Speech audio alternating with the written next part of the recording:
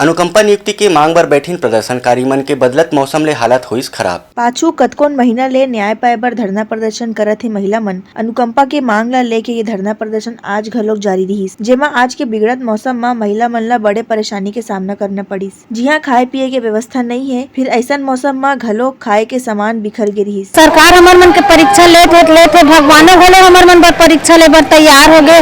आज बेमौसम इतना पानी बरसात गिरत है, हवा तूफान की हमर आज पंडाल अभी पूरा अस्त व्यस्त हो गए और पंडाल में बिजली झटका भी पड़ी से हमार माधुरी चंद्र दीदी है पंडाल के पाइप ले पकड़े रही से तो पूरा करंट लग गई से और हाथ कुछ देर तक के एकदम सुन्न हो गई से और सब जन इतना भीग गए। हमारे खाए पिए के कोनो व्यवस्था नहीं है, पूरा अस्त व्यस्त हो गया हमारे पंडाल है।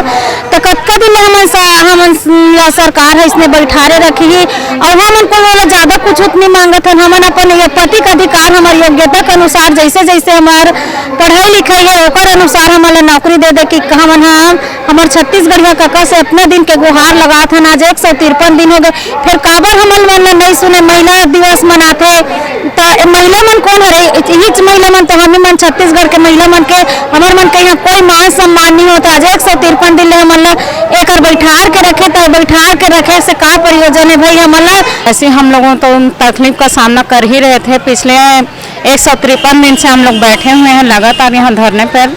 आज बेमौसम पानी भी गिरा है, भगवान भी हम लोगों की परीक्षा ले रही है ना। यहाँ इतना हवा किया है, पानी भी गिरा है कि हम लोगों का सामान पूरा अस्त व्यस्त हो गया है, कपड़े भी पूरा गीले हो गए हैं।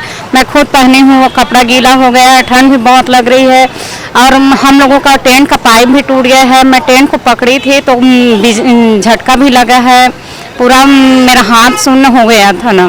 सरकार ला अपन माता बहिनी मन ला ऐसन सड़क में लाना माननीय सरकार ला शोभा नहीं दे। ये धरना प्रदर्शन के चलत महिला मन बेहोश होवत हे, परेशान होवत हे, फिर भी सरकार न्याय नहीं देवत हे। ब्यूरो रिपोर्ट उतलंघा न्यूज।